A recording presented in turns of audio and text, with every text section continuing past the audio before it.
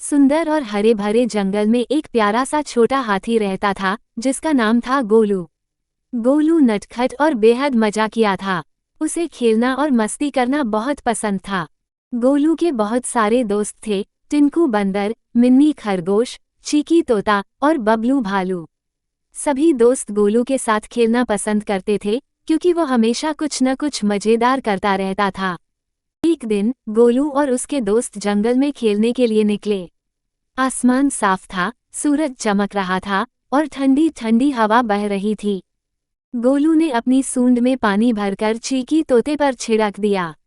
Cheeky ने पंख फड़फड़ाते हुए कहा, अरे गोलू, मैं कोई बत्तख नहीं हूँ जो पानी में तैरूं।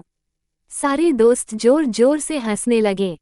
फिर टिंकू बंदर ने पेड़ से झूलते हुए कहा, गोलू, तुमसे ऊपर कोई नहीं चढ़ सकता। आओ, मुझे पकड़ के दिखाओ। गोलू ने अपनी लंबी सूंड से टिंकू को पकड़ने की कोशिश की, लेकिन टिंकू इतनी तेजी से पेड़ों पर कूद रहा था कि गोलू उसे पकड़ ही नहीं सका।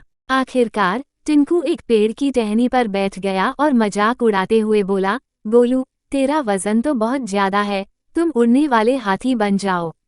गोलू ने हंसते हुए कहा, हाँ टिंकू, अगर मैं उड़ता तो शायद आसमान में छेद हो जाता। ये सुनते ही मिन्नी खरगोश भी ठहाका मारकर हंसने लगी। तभी बबलू भालू कहीं से दौड़ते हुए आया और बोला, चलो एक दौड़ लगाते हैं। जो सबसे तेज दौड़ेगा वही जंगल का राजा बनेगा। सबने सोचा, ये तो मजेदार होगा। दौड़ शुरू हुई और गोलू ने अपनी सूंड ऊपर उठाकर मस्ती में दौड़ना शुरू कर दिया। लेकिन गोलू दौड़ते हुए अपनी सूंड के नीचे देखना भूल गया और सामने पड़ी केले के छिलके पर फिसल गया। वो धड़ाम से गिरा और उसकी सूंड पानी के छोटे तालाब में जा गिरी। पानी की छींटें उड़ते ही सब जोर जोर से हंसने लगे। गोलू भी खुद पर हंसने लगा और बोला, अरे वाह, मैंने तो अपने लिए स्विमिंग पूल बना लिया।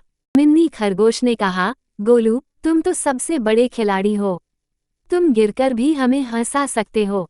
सब दोस्त हंसते हंसते गोलू के पास आ गए। गोलू ने अपनी सूंड में पानी भरकर फिर से सब पर छिड़का और एक बार फिर मस्ती शुरू हो गई।